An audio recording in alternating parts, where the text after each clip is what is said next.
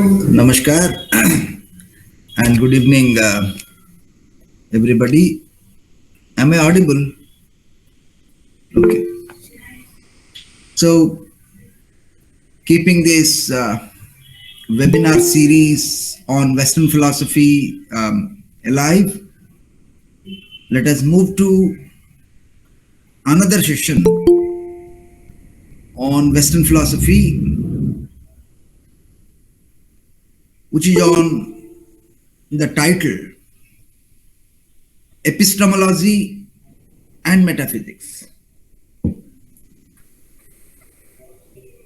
Last Sunday, we had a very good discussion on epistemology in the philosophy family. Now, Professor Pramod Das has tried to take epistemology along with metaphysics. Let's see what sort of relationship he tries to establish between the two. So, this is, I think, would be an effort on the part of Professor Das to see the epistemological trends in Western philosophy along with the general metaphysical position that we have. In the earlier classes, as you have seen, Professor Das has discussed in detail the claims of rationalism, and during the course of the last lecture, rather the last lecture was titled Mind as an Empty Chamber, wherein he tried to make an entry into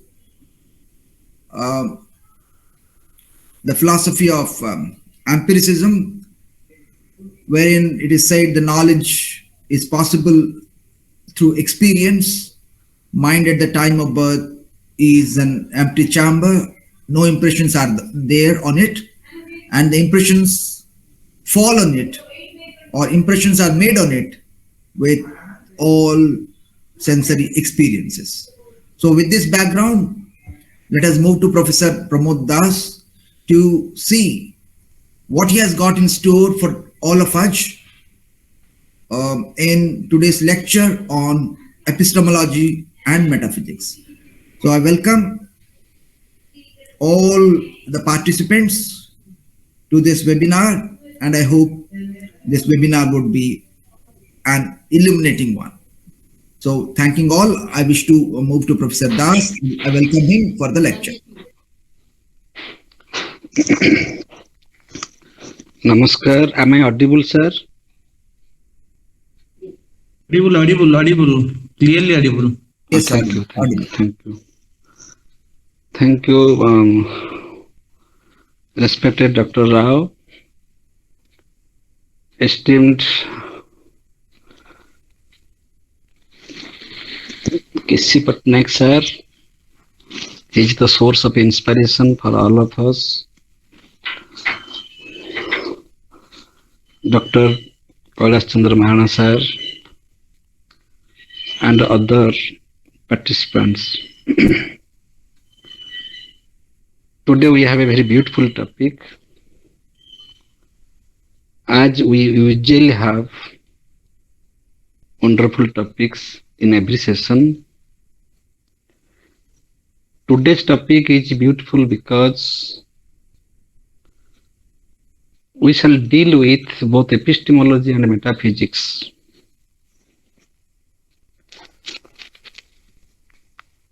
Metaphysics, in my sense, I shall say that epistemology is related to physics. So whatever is not accessible to our epistemology, that is metaphysics. So metaphysics does not have a fixed boundary. What was metaphysics yesterday has become physics today, and what is metaphysics today shall come in the purview of physics tomorrow. That means, so far our knowledge has not reached to a point. That point is metaphysical. That means beyond physical science. And man is a part of this physical nature.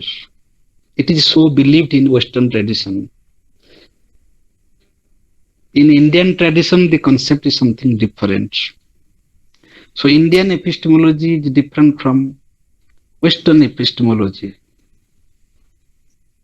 Even if we discuss about perception, Westerners say that perception is only possible by the mutual contact between sense organs and objects. But when in Indian tradition we discuss about perception, that is not that easy. Here mind interferes in perception. In Naya system, it is mind that interferes between sense organ and object. That means if your mind is absent,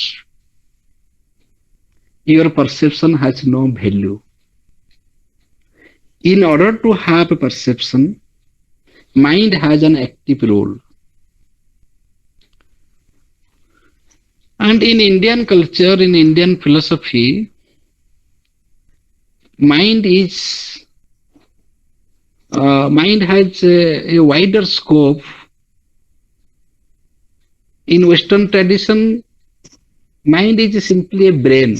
That is a physical instrument through which we can get knowledge. But here, mind is only a level of consciousness, only a layer of consciousness. Rather, we say that mind can feel. In Western tradition, we say mind knows. In Indian tradition, we say mind feels. Mind takes very vital part in our emotional aptitude. Therefore, there are four gradations: mana, buddhi, ahankara, and chitta. So here, mana or mind, that is only a layer of consciousness. It has its own function and limitation. Beyond mana, there is buddhi, then ahankara and chitta. These are antakarana. But this discussion is not there in the Western tradition. Anyway, in the philosophy of John Locke, he admits the existence of mind, but he does not admit the innate ideas.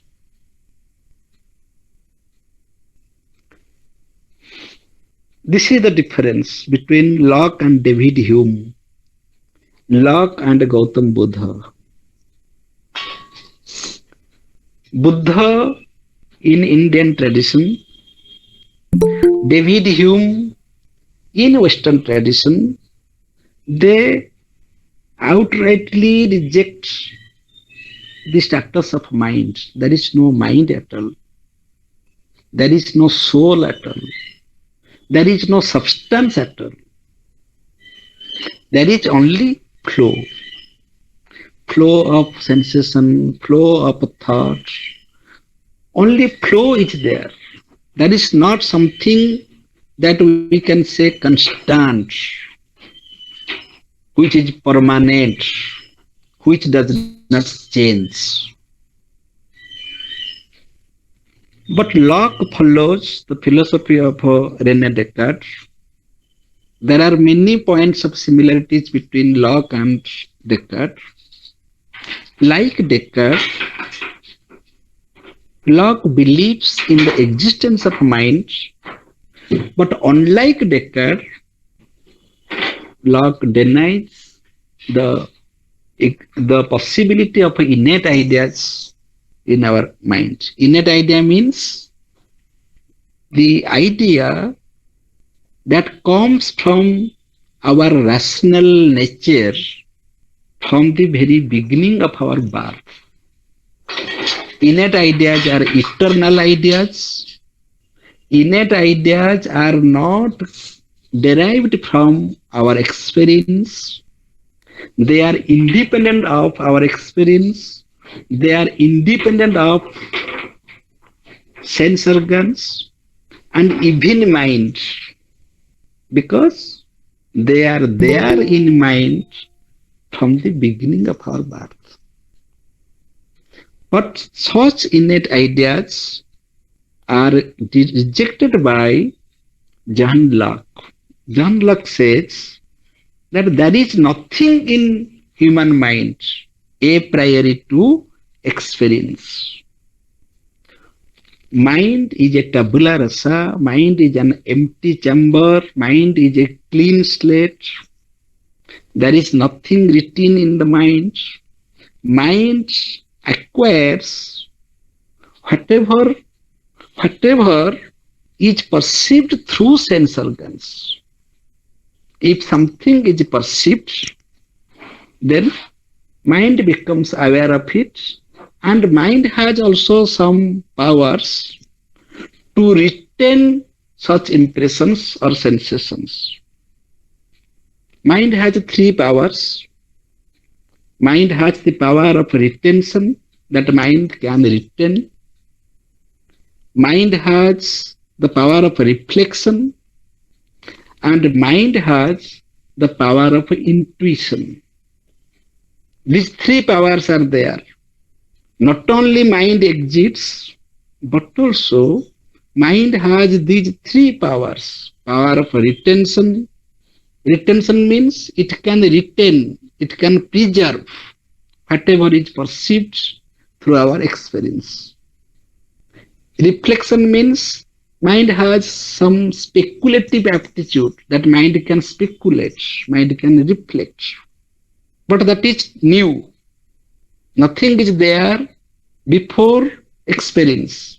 Whatever we see, we can reflect upon it. We can speculate. And the third one is mind has the intuitive power.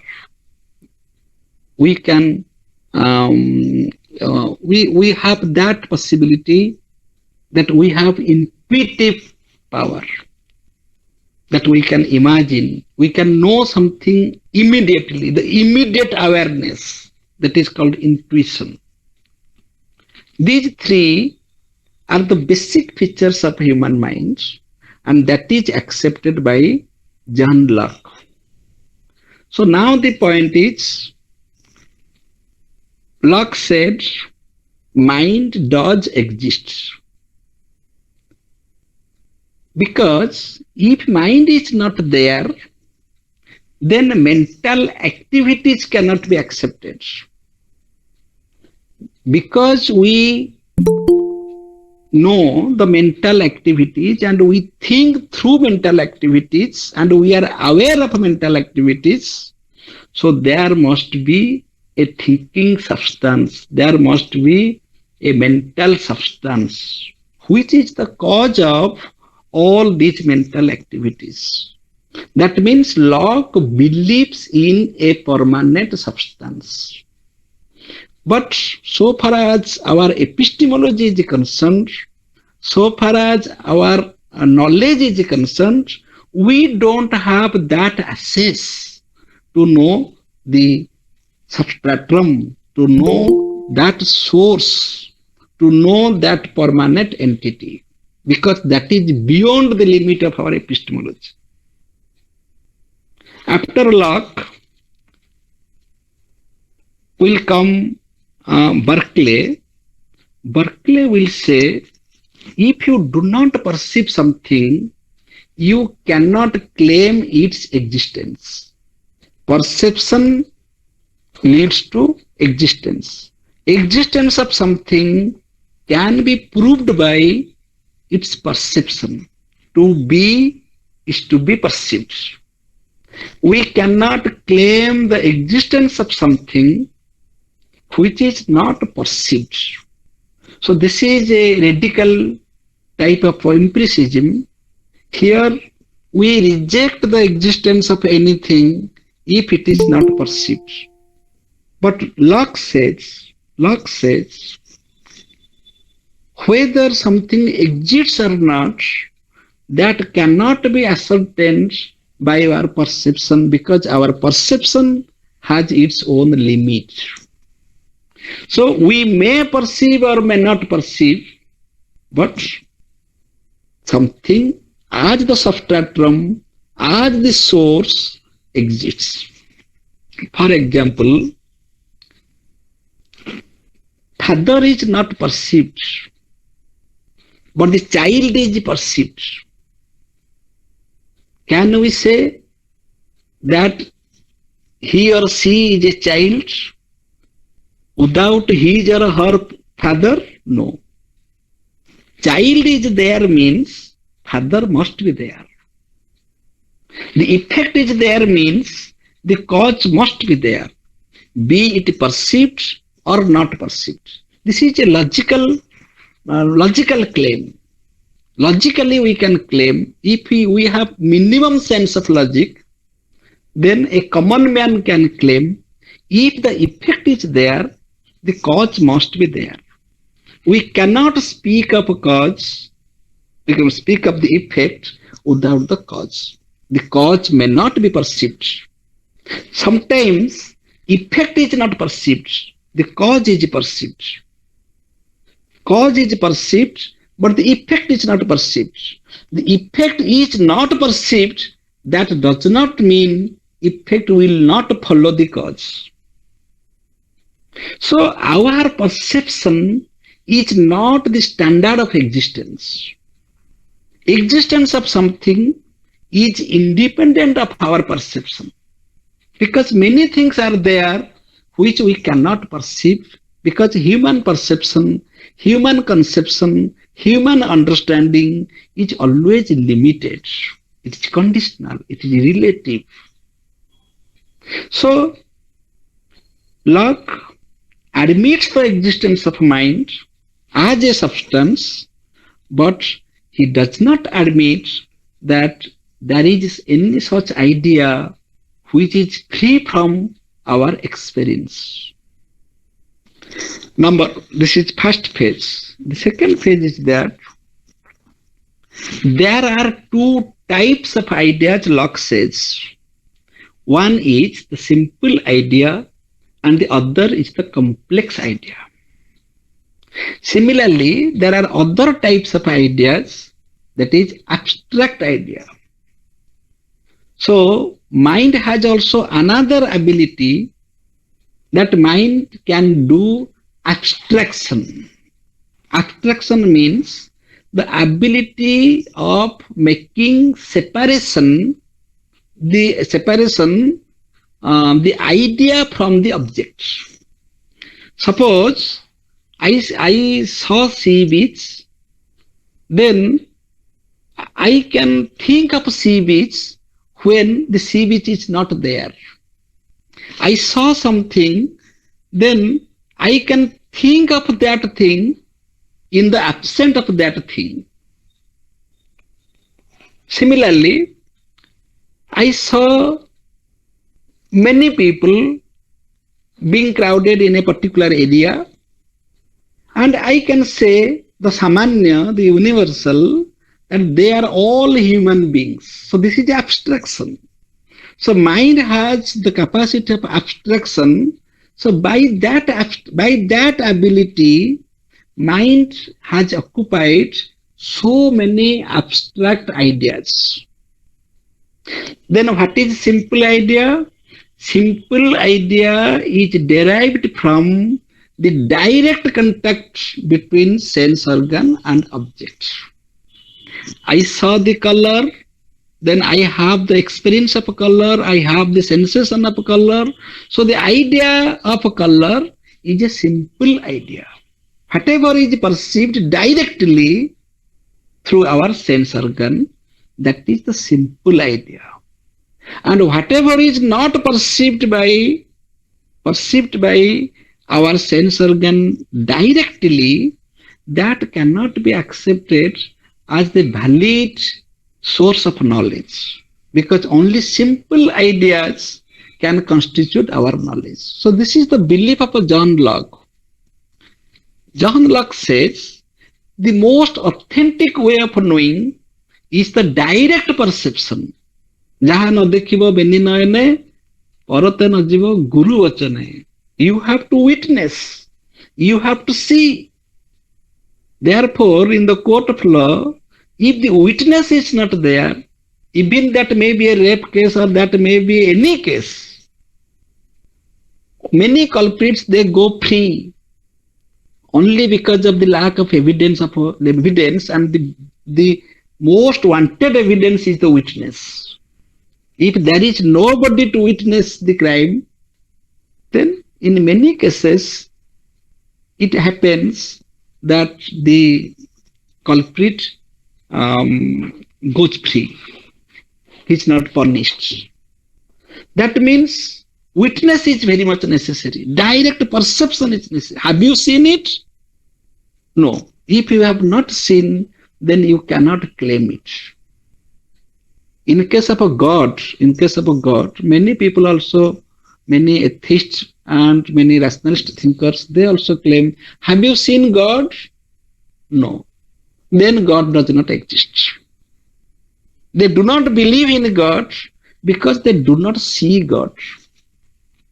So if God is rejected, not being seen, then what can be said about the ordinary material things?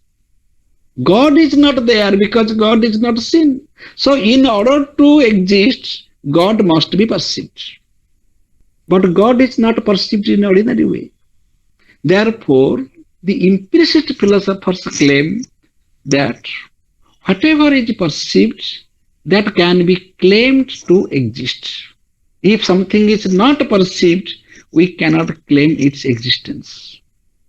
And that must be perceived directly by our sense organs.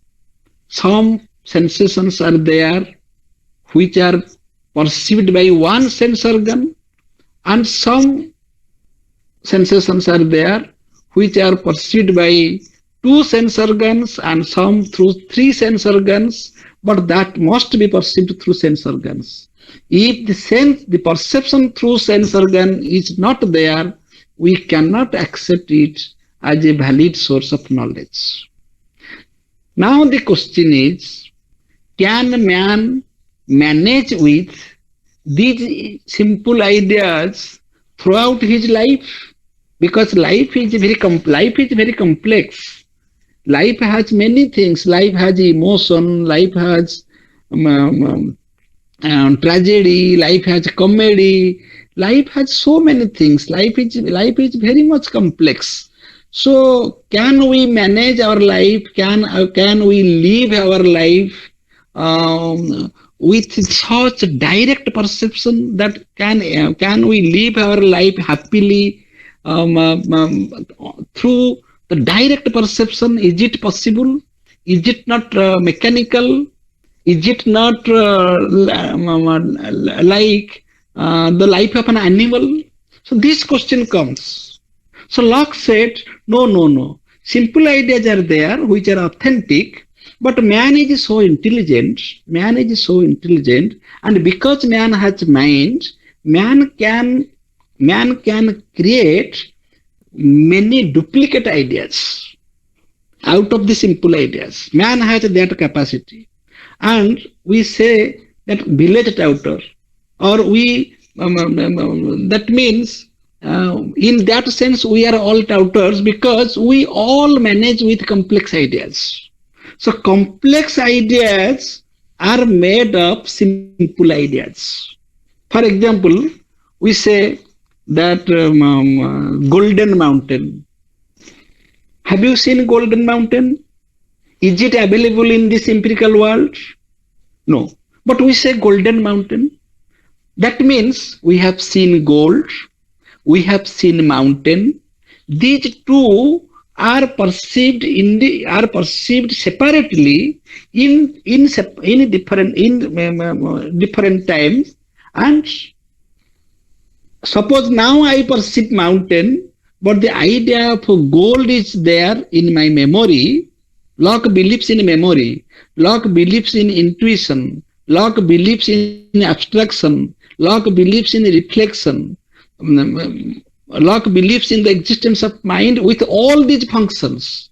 Only thing he denies that mind does not have any fixed ideas or innate ideas. All ideas are created by mind. So we have a memory and we have many ideas stored in our memory. What happens? The past memory superimposes on the present perception. Now I perceive the mountain, but I superimpose the memory of gold and I say that golden mountain. So the idea of a golden mountain is a complex idea, and Locke says that 80% or maximum ideas that we have, they are all complex ideas. Similarly, the idea of a God is also a complex idea. Descartes says idea of a God is an innate idea. Locke says idea of a God is a complex idea, because we can't have direct perception of a God, but we know the qualities of a God through our perception, through our experience. Perception in the wider sense is called experience. So in our experience, we know the qualities of a God, that goodness, holiness, all these are experienced by us in our practical life, and these are nothing but God. For example, we can't see the university, we can't see the college. Where is the university? The cycle stand is not university. The vice chancellor's chamber is not university. The classrooms are not university. But all these parts are experienced by us, and combining all these, we say that this is university or this is college. Similarly, by abstraction, man creates so many ideas. So abstraction, retention, and reflection, and the ability of making complex ideas, all these things constitute human knowledge. So what happens? Scientifically, when we speak scientifically, we deal with simple ideas, we deal with what is perceived. For example, when we are scientific in our perception, suppose we have some disease. Then when we are going to a doctor, then we are very much particular. We are very much scientific, because we need the accurate perception of the doctor and the accurate diagnosis of a doctor, and we don't need any complex idea of a doctor. We don't need any reflection of a doctor. We need the direct attention of a doctor. That doctor should diagnose my disease properly. So here the perception is scientific. When mother cooks in the kitchen, and when at that time, she is very particular, she is very scientific. Otherwise she can't manage, she can't prepare food. How much salt will be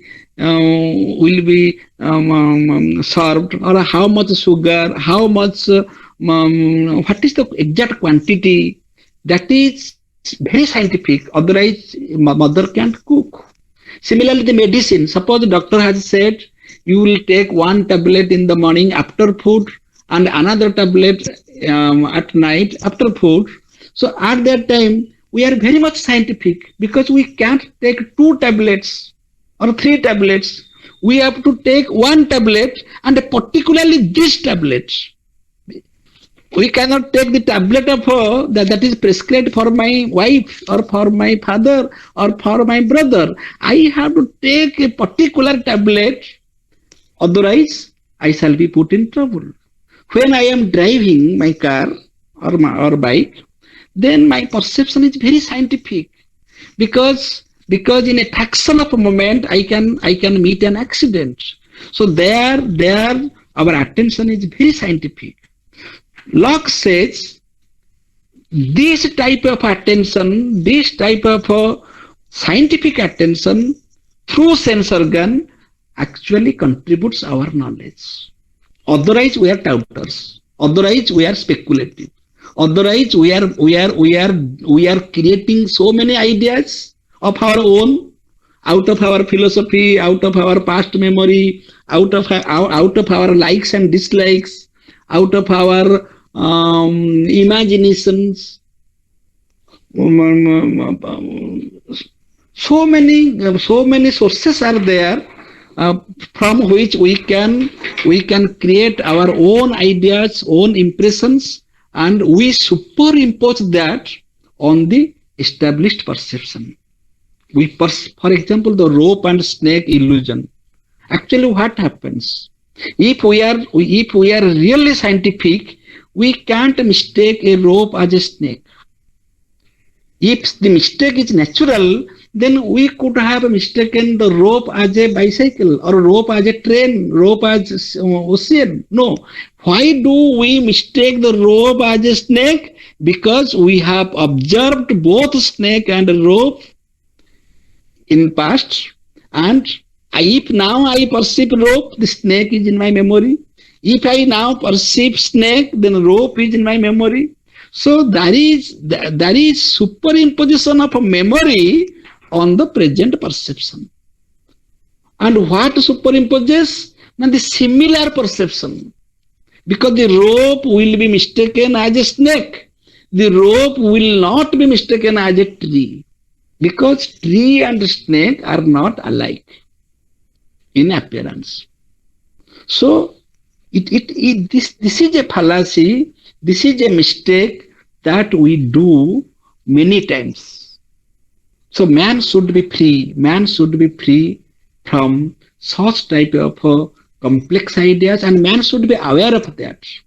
Man should be aware. If you are using the word golden mountain or sky flower, then you should be aware that you are using this language. You should know the game of language.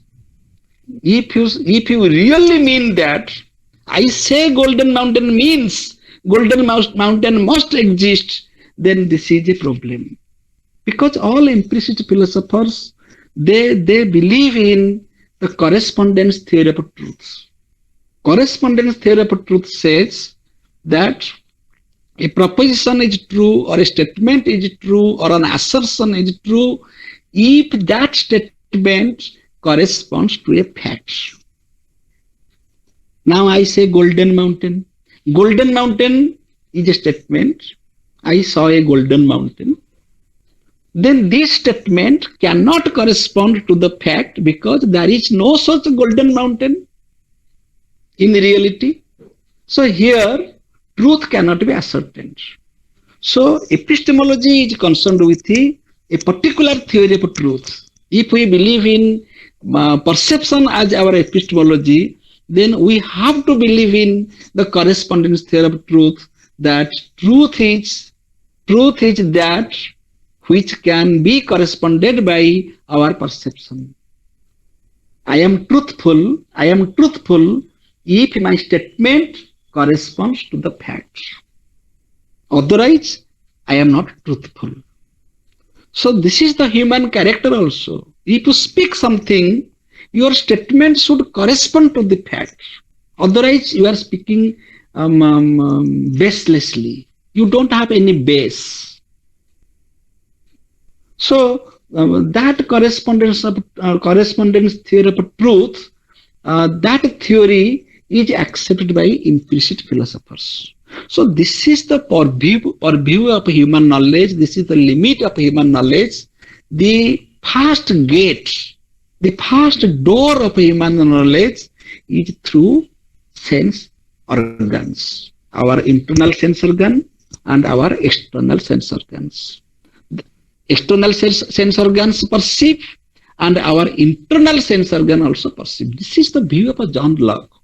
How far it is correct or incorrect, that's when we are discussing about a philosopher, when we are discussing about the philosophy of a philosopher, we have to give justice for that, and we have to understand his perspective.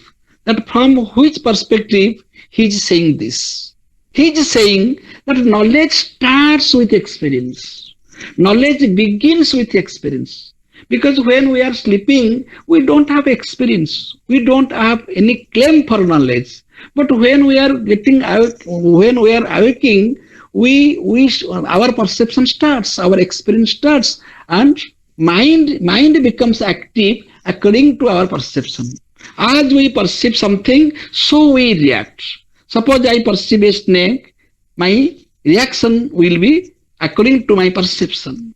So all the mental activities, they are accorded by our perception.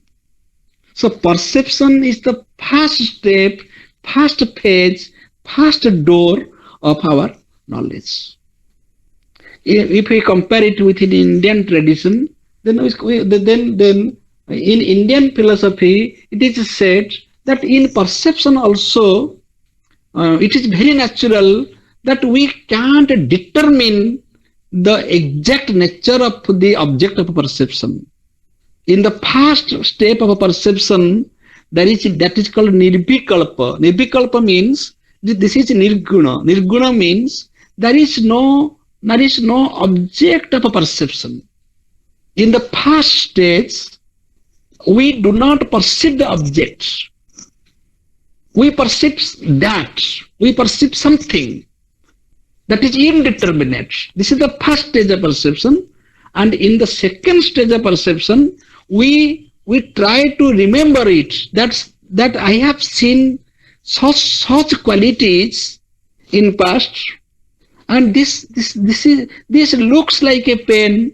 This looks like Rama or Hari, or this looks like my son. Then we call it as a pen or a book or a tree, like that. And that happens in the fraction of a moment. Because philosophers, this is the job of philosophers, that they are very much serious about the minute things, that in the occasion of knowledge, in a knowledge situation, when we are going to perceive something, a common man cannot notice it. Oh, I saw a pen and he said that this is a pen. No, when you declare that it is a pen, there are two stages. First, you see nothing, and second, you say something. And there may not be a harmony between what you saw and what you said. Therefore, it is said that many times we commit mistake in interpretation, not in perception. Our perception is correct. I have rightly perceived the snake, but mistakenly I interpret it as a rope, because here memory interferes. It is because in any case of a duality, we make a compromise, even between husband and wife, between two friends, two brothers. Wherever there are two persons, we have to start with compromise. So in case of a duality of a perception, means my sense organs are not the object of perception. The object of perception is not my sense organ. So there is a duality between my eye, sense organ, and the object I see. So there is duality. So there is the chance of error. And I have no time. I have to immediately interpret what it is. Suppose I saw something, then I will take 5 minutes to interpret it. Then people will laugh at me, because I have to take immediately. Suppose I saw principal, but I don't see. I am confused whether he is principal or not. Then I shall say namaskar after 5 minutes.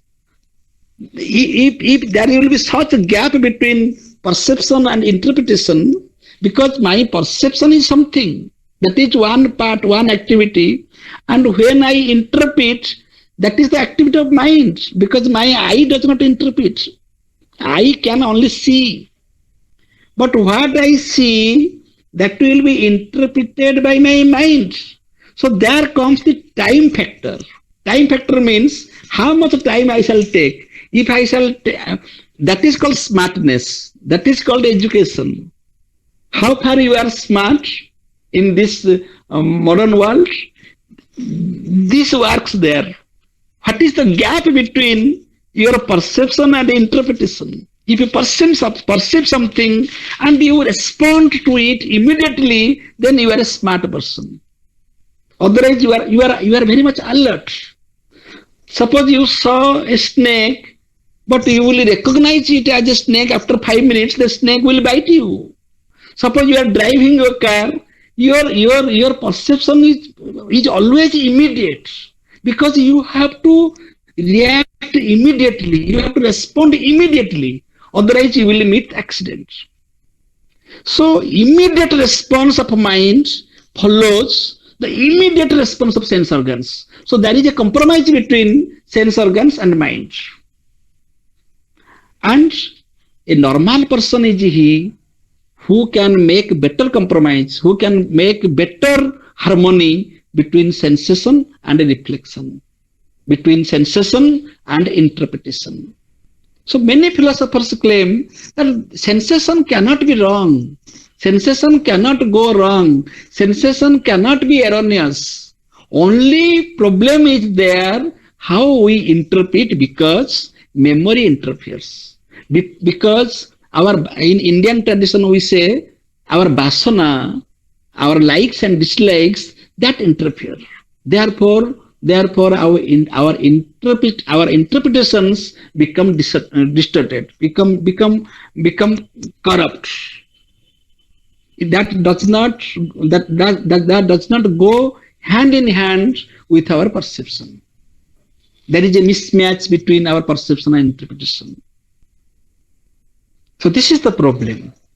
Anyway, Locke says the total human knowledge constitutes of two types of ideas, simple ideas and complex ideas. Complex ideas are made out of simple ideas through retention, through abstraction, through reflection, and through combination of different perceptions. We create complex ideas, and the entire syllabus of our linguistic system, of our ideas, that is through only these two types of ideas, simple ideas and complex ideas.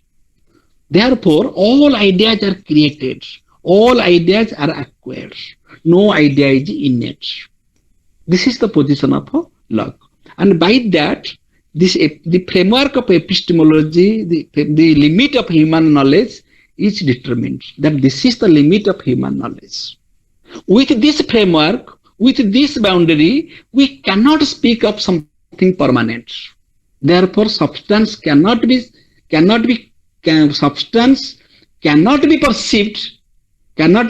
perceived only because of this. Because we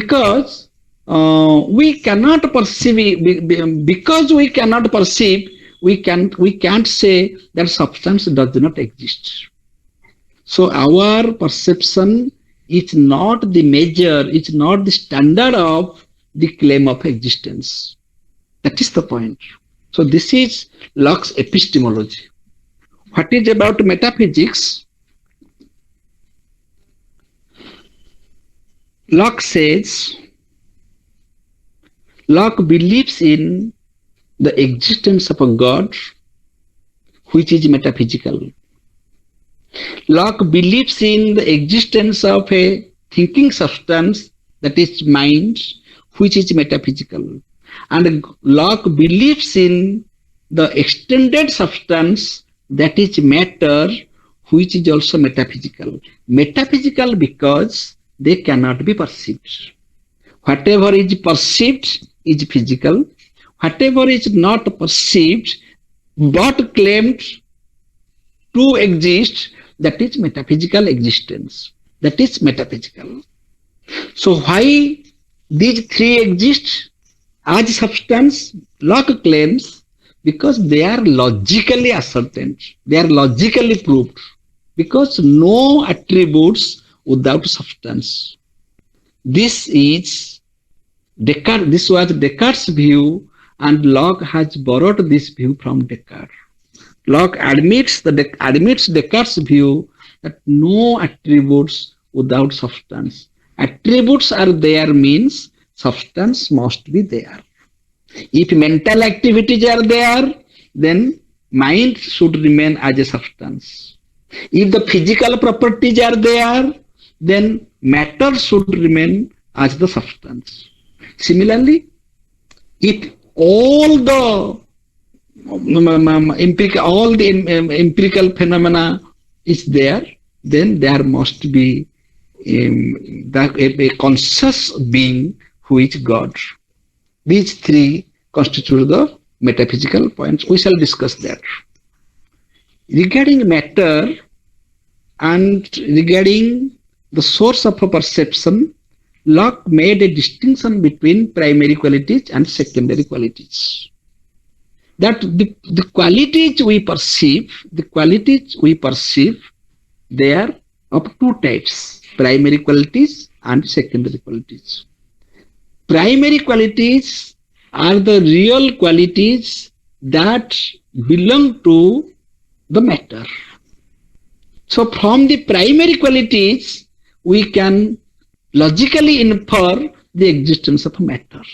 But some qualities are there which are created by our memory, which are created by our mind, which are created by our sense organs, which cannot be claimed as primary, they are secondary. For example, color, for example, taste, for example, smell. All these qualities are secondary qualities because they are subject to change, subject to revision.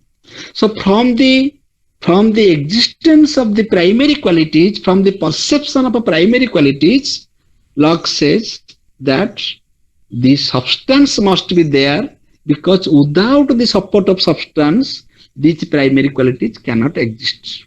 After that, Berkeley will claim that there is no such distinction between primary qualities and secondary qualities. All qualities are secondary. Therefore, matter does not exist. So Berkeley will reject matter, because if we claim primary qualities, then we claim matter.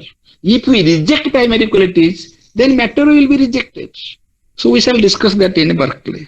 So the famous book that is written by Locke, that is an essay concerning human understanding, and in that book, in chapter 10, Locke has given to some points regarding the existence of knowledge, existence of a God. So here comes the metaphysics of Locke. Locke says, we are capable of knowing certainly that there is a God. This is the first assertion of Locke. In the 10th chapter, the name of the chapter is Our Knowledge of the Existence of a God. Our knowledge of the existence of a God. This is the 10th chapter of the book, An Essay Concerning Human Understanding. Here, Locke speaks about metaphysics. He is saying, in the first point, there are total 19 points. In the first point, Locke says, we are capable of knowing certainly that there is a God. Locke says that we are not doubtful about the existence of God. We can logically ascertain that there is a God. Number one statement. Why? In the second statement, Locke says, for man knows that he himself exists. So here Locke supports Descartes. As Descartes said that cogito ergo sum, I think therefore I exist, I know that I exist. I am sure that I am sure about my existence. There is no doubt about my existence. At least I may doubt the existence of God, but I can't doubt my own existence. Similarly, Locke said, man knows that he himself exists. Third statement, man knows that nothing cannot produce being. Nothing cannot produce being. Here we can say that being and non-being. That means life and matter, or mind and matter. So nothing material can create a being. So we are all beings. So we cannot be created by something material, because the cause must be more real than the effect. So something being cannot be created by matter. Therefore, something must have existed from eternity. Because we are beings, because beings are there in the empirical world, so there must be a higher being who has created all beings. As science says that everything has been created out of atoms. Atom is the root of all types of creation. This is the statement of Locke goes against it. Locke says that no material entity can create life, can create a being.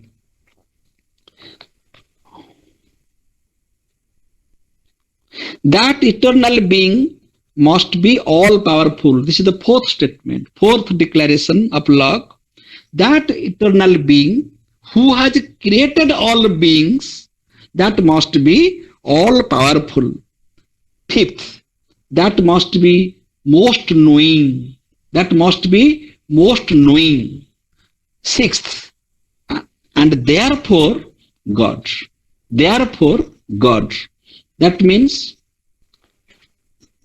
in our experience, now we are discussing about metaphysics, the perception, experience, simple idea, complex idea, abstraction, limit of human knowledge. This discussion is over.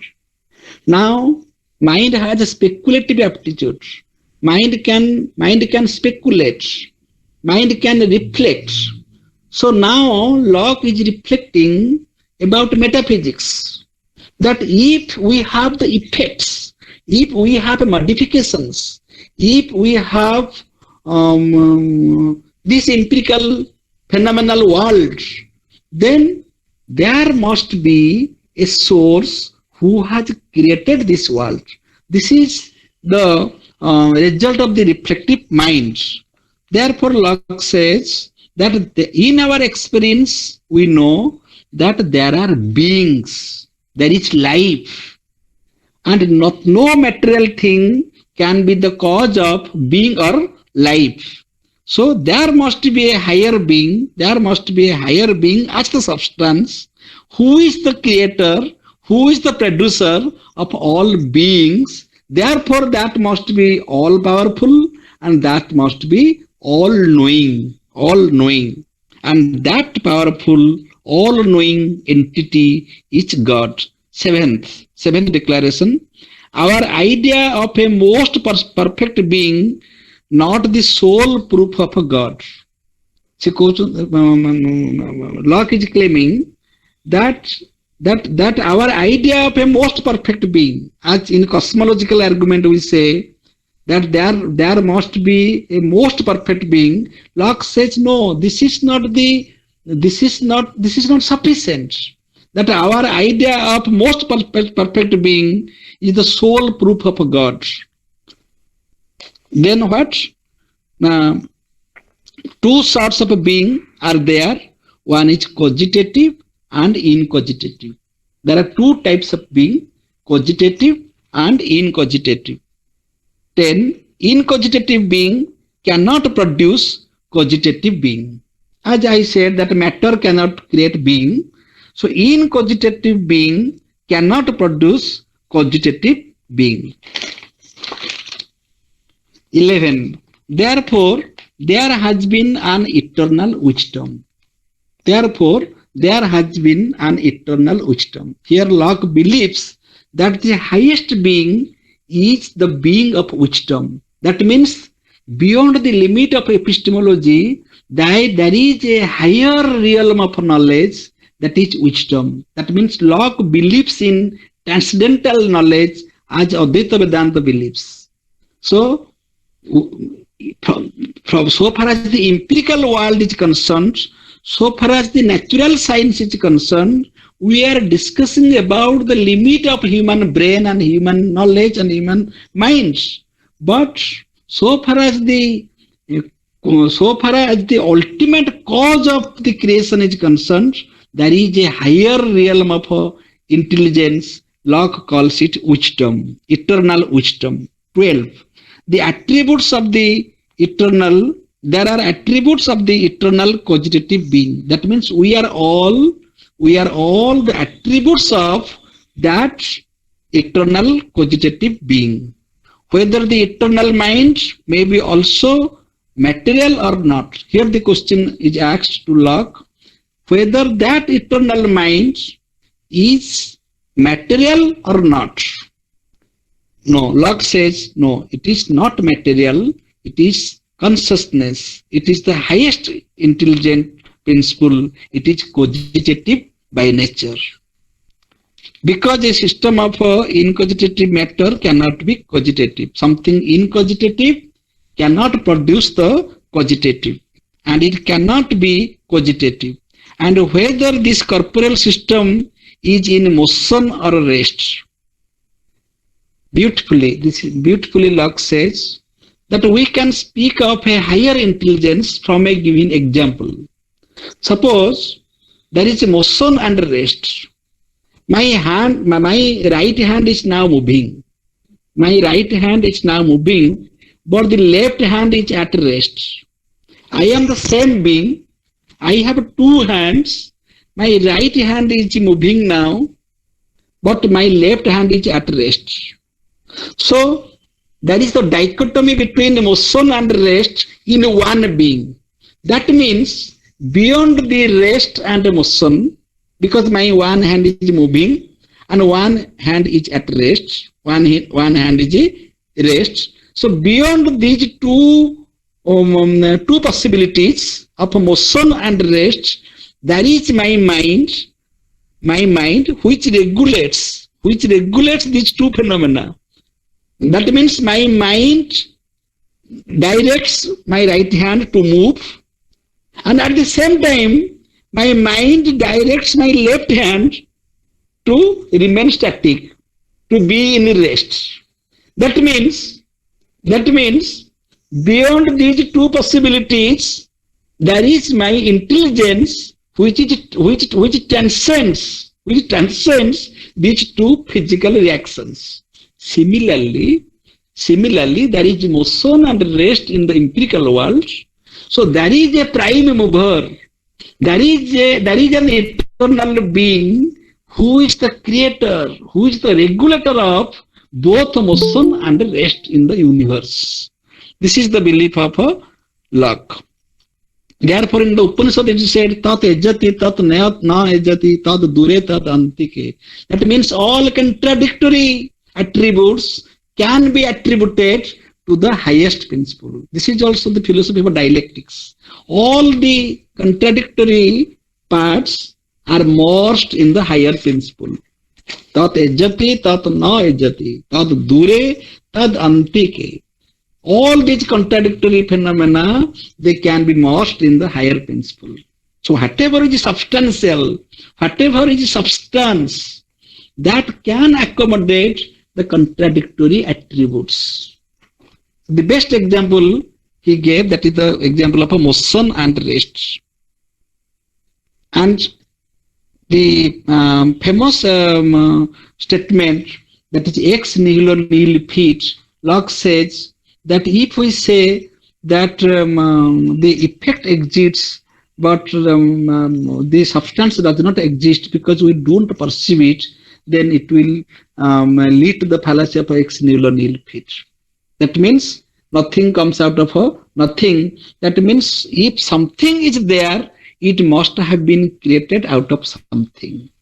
So by this logic, we can claim because we exist and we are human, we are beings. I don't say human being, because we are beings, because we are conscious, because we are intelligent. So our creator must be more intelligent, must be the source of all wisdom, must be the source of all energy, and must be a source of all contradictions. All contradictions will be merged in that source, as all the waves are merged in the ocean.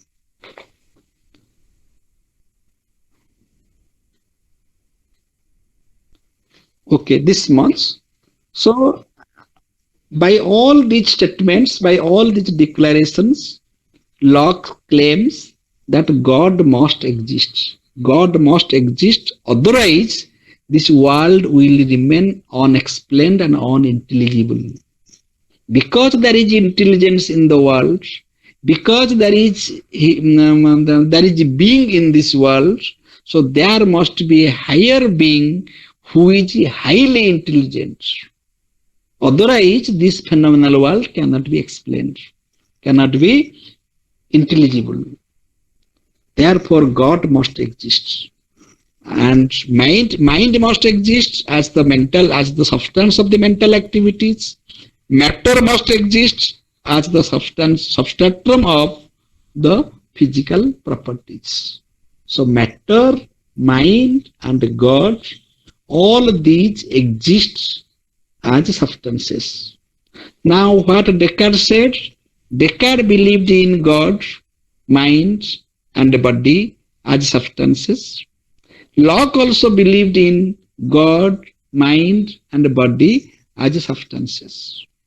Spinoza and Leibniz, Spinoza also believed the entity of a God, mind, and God, but Spinoza just differed from Descartes that God is the absolute substance, God is the only substance, mind and body are attributes. And the entire phenomenal world, that is the modification of these two attributes. And that is the possibility of that is only a possible world, because only two attributes are perceived by human mind. So we can see only one possible world, that is the modification of mind and body. That means there are many possible worlds which cannot be known by our finite mind. Then Leibniz also believed in substances, but Leibniz said each and every entity is a substance. Spiritual pluralism. That is the contention of Leibniz. Now in the school of empiricism, these three entities, God, mind, and body, these three are accepted as a substance by John Locke. And Locke is very honest. Locke is very honest. Locke is a realist. Locke's philosophy is based upon logic. Nobody can easily criticize Locke. Why? Because Locke speaks of human experience, which is very natural. Mind is an empty chamber. It is not philosophy. It is common sense. Because when we speak of a child, when we notice the attitude of the activities of a child, we know that the child is an empty mind. The child has empty mind. The child knows everything in life through his or her experience. Every day, experience has been added to his or her knowledge. So it is very natural. What we do not know, we do not know. What we know, we try to speak. So we speak and we interpret only that we know through our experience, either from hearing from somebody or reading a book and directly perceiving something. These are the sources of getting data, getting information from knowledge, from the external world. Then we try to interpret. And when we try to interpret, we become philosophers. And when we become philosophers, we quarrel among each other that my philosophy is good and your philosophy is bad. So there is wrong in philosophy. There is nothing wrong in experience. So this is very natural. So John Locke is justified. But problem will take place when Berkeley will come to the stage. Because Berkeley will say that to be is to be perceived. To be is to be perceived. And with this logic, he will reject matter. That matter does not exist because matter is not perceived. God does not exist because God is not perceived. Berkeley admits God, but that is a mistake of Berkeley. If you are applying a principle, you should apply that principle impartially. So what is the famous doctrine of Berkeley? To be is to be perceived. To be is to be perceived. Matter does not exist because it is not perceived. What is perceived, that is only the qualities. So from the perception of qualities, we cannot claim the existence of a matter. This logic is very sound.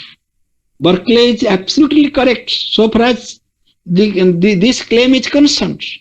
But Berkeley made partiality after that when he claimed the existence of a mind and a God, because his Western philosophy actually is not free from Christian theology. So because of the fear of God, fear of the head of the Christian theology or the church, the fear of a pope, many philosophers, they have introduced to God even going against their philosophy. If you are strictly applying the principle to be is to be perceived, in this formula, there should not be any mind, any God, any matter. But Berkeley applied this principle only in case of a matter, but he made compromise in case of a mind, that mind must exist. Do you perceive mind? So here Berkeley failed to explain. Do you perceive God? Here Berkeley failed to explain. So according to Berkeley, matter does not exist as a substance, but mind and God exist as a substance. Then will come David Hume. David Hume will claim that Mr. Berkeley, if you are applying to be perceived as a principle against matter, you have to apply that principle against mind and God. If you don't apply, I am ready to apply. So no God, no mind, no matter.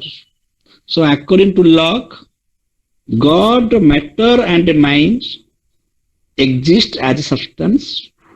According to Berkeley, matter is rejected as substance. Mind and God, they exist. And according to David Hume, no matter, no mind, no God exists as substances like Gautam Buddha in Indian tradition. No substance. No substance can be claimed as the existent entity. So that is, we shall discuss that after today we finished the philosophy of John Locke. The next session we shall start the philosophy of Berkeley. So all these things will be discussed in the next session. Thank you.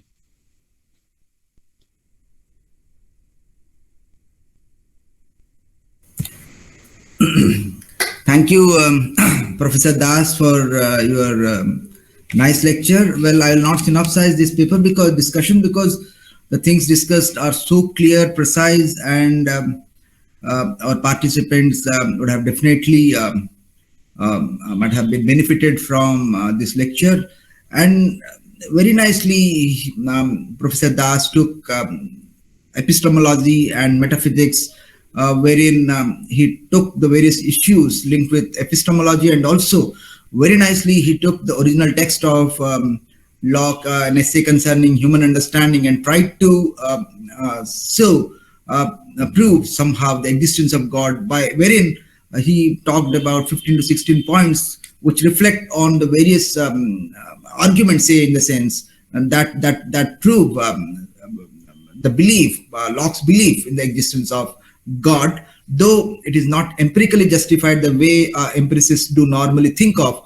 So, as Professor Das even pointed out, well, because of the influence of the Christian church, the thinkers, the Western thinkers, they make a compromise with their philosophy in order to satisfy the church. So this is how somehow the criticisms do come. Well, very nice lecture, sir. So I should thank Professor Das for the lecture. Well, I see a question by Dr. Pragya Das Kanungo. She says, if things are perceived, there has to be a perceiver. Mind and God exist as perceivers according to Berkeley. Okay. She's right. Yes. That was the position of Berkeley. When Berkeley compromised his philosophy, he tried to establish mind and God. Yes. Therefore he said, if there is perception, there must be a perceiver. Very nicely said by Pragya. This is true. So these are all compromises. To be is to be perceived. Now the question is to Berkeley, is the perceiver perceived? That is the question. Where is the perceived? Therefore, Buddha said, perceiver is not perceived. David Hume said, perceiver is not perceived. So that is the point. So Berkeley rejected matter because matter is not the perceiver. So that can be rejected outrightly. But Berkeley could not reject mind and God because mind acts like a perceiver. Then what is about God? How can we say that God is the perceiver? So these questions will come. So there is a compromise in philosophy of Berkeley. But David Hume does not make that compromise. He is very much radical about his principle. That if you say something, be committed to your principle. Apply that principle to everything. Don't make any partiality, at least in philosophy. You may do that in politics. Don't do that in philosophy. Therefore, David Hume and Lord Buddha, they have justified it. If you have taken empiricism in the radical sense, justify it. You are applying one principle in one thing, and also you are compromising in another case. No, Pua and Putura. This is not philosophy. Thank you. Thank you, sir. Well, it was a nice way to respond, and very nicely, Dr. Das Kanungo has raised a question. Well, it is with reference to Berkeley, we think of mind and God as the perceivers. Well, we'll look into this. Professor Das will throw light on this in the next webinar. Well, Shravani Mishra, well, she doesn't have any question. Rather, she says she appreciates your talk and for a clear understanding on God, mind, and perception. So she thanks you for that. Well, I don't see any question in the chat box. Well, if somebody wants to say something, well, KC Patnaik sir is there, and if anybody wants to say something, they are welcome.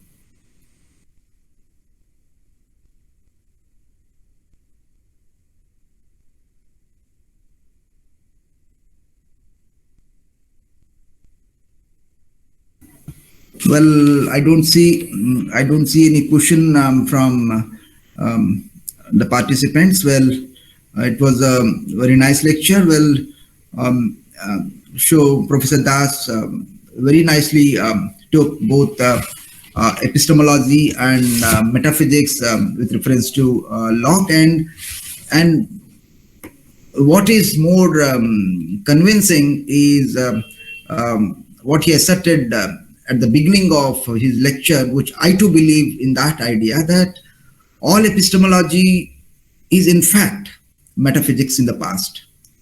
The discovered part of metaphysics is epistemology. When something is known when something is known out of the unknown, it is epistemology. And all that is unknown constitutes the area of metaphysics. So science makes assertion on our beliefs in epistemology because it focuses on the known part. Well, all that scientific discoveries that we have are nothing but metaphysics explored. So this is how, that's a great assertion to say that we cannot disconnect metaphysics from epistemology.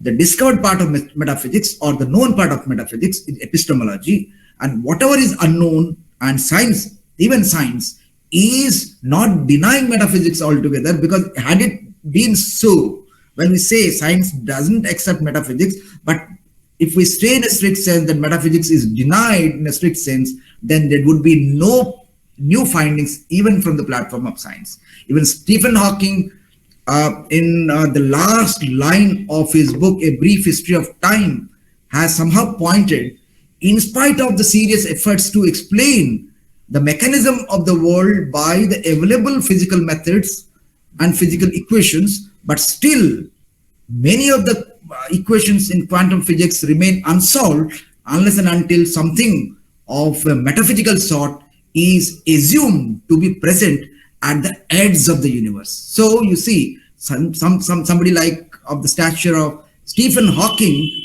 came to assert that even epistemologically speaking, even from the standpoint of science, when we move to quantum physics, many of the equations cannot be solved unless and until there is a claim, there is an assertion that something of an unknown sort stays or lies at the edge of the universe. So this is how there is a great connectivity between epistemology and metaphysics. We cannot see epistemology and metaphysics as airtight compartments. Rather, they should be taken in a holistic sense. So this is my observation on the issue. Well, KC Patnaik sir wants to say something. Probably he has unmuted for some while. Well, sir, you want to say something, sir? Patnaik sir. Oh, it was nice discussion, and it is a good material for thinking and process thinking. It is quite provoking to think what is knowledge and what is after physics. Metaphysics is after physics, as it is. So naturally, it is interesting. Thanks a lot for Dr. Das and you for giving me the chance to listen. Thank you very much, sir, Patnaik sir, for your presence. Also, we thank your presence and for having so good words for us, and thank you very much. Well, I don't see any question in the chat box. Well, I say that it was a good lecture, it was educative, and it was so precise and clear that there is no, a confusion sort of thing in the lecture, which would apprise somebody to pose a question or have a suggestion or make a doubt or raise a doubt. So I don't see anything of such sorts in the lecture. It was very plain, very clear, precise, and that's how this lecture makes a difference to the panel. Thank you very much, Professor Das. Now I move to, because there are no more questions, if somebody wants to say something, they are welcome. Otherwise, we'll move to Srimati Swarna Tripathi Madam for the formal vote of thanks. Over to Swarna Madam. Pranam to everybody. Today is the divine day of Saraswati Puja. By the grace of Goddess Ma Saraswati, we discussed on that topic, epistemology and metaphysics of John Locke. Pramod sir very beautifully explained the contribution of John Locke in the field of epistemology and metaphysics. Wisdom Intellectual Forum and Philosophy Family are highly grateful to Dr. K. Om Narayan Rao sir for his help and inspiration in organizing this program. Rao sir gave a beautiful synopsis of the talk that made this session very insightful. We thank all the participants for participating in the discussion. We shall meet again tomorrow with our Sunday program in Philosophy Family. Thank you all. Pranam. I also thank you, madam, for your support from Wisdom Intellectual Forum. So it is a joint effort by Wisdom Forum and Philosophy Family, and Srimati Swarna madam is from Wisdom Forum, and she, in collaboration with Philosophy Family, is having this program, is conducting this program. She is the main personality behind this this Saturday webinar series. So thank you, madam. So I also thank one and all for making this webinar so successful. I also thank the speaker, Professor Das, for his continuous effort to speak to the members of Philosophy Family. Thank you, everybody. Now the meeting is closed.